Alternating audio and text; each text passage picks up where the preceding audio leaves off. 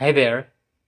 আজকে আমি একটি বিষয় নিয়ে কথা বলতে চাই, যেটা আমার সাথে ঘটে গিয়েছে।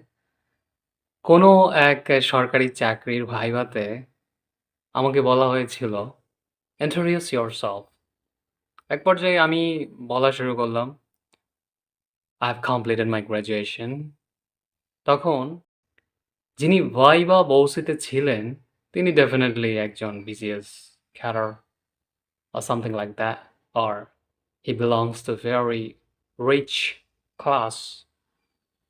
Anyway, আমি যখন বললাম, "I've completed," তিনি বুঝলেন না। তিনি অবাক হয়ে আমাকে বললেন, "কি?" আমি আবারও বললাম, "I've completed." বললেন, "I" এর পরে কি বললেন?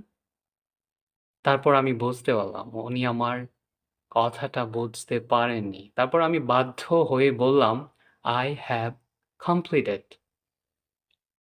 একটু চিন্তা করুন। এই যে I এর সাথে apostrophe দিয়ে VE দিয়েছে, আর I এর সাথে have আলাদা করে স্পষ্ট করে লিখে দিয়েছে। এ ২ টার মাঝে কিন্তু পার্থক্য আছে। ঠিক আছে? আমরা যখন লিখি do not, এটা do not ই হবে। আর যখন এটাকে আপনি শর্ট করে লেখেন, তখন উচ্চারণটা কি হবে? don't হবে। Just like that.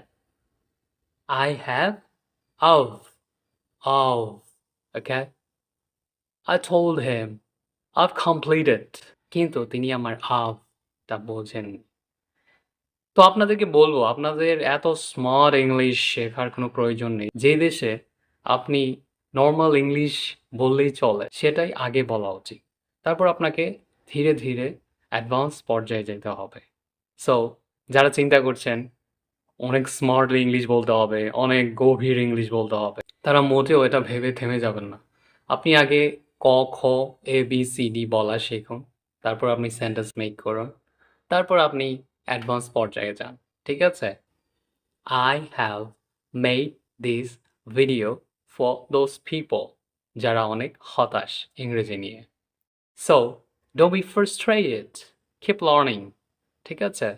এত অ্যাডভান্স হওয়ার আপনার কোনো প্রয়োজন নেই শুরুতে। ওকে? যদিও জিনিসটি দুঃখজনক এবং এটা বাস্তব। আমি তো বানিয়ে বলিনি। আমার সাথে ঘটেছে। Keep learning.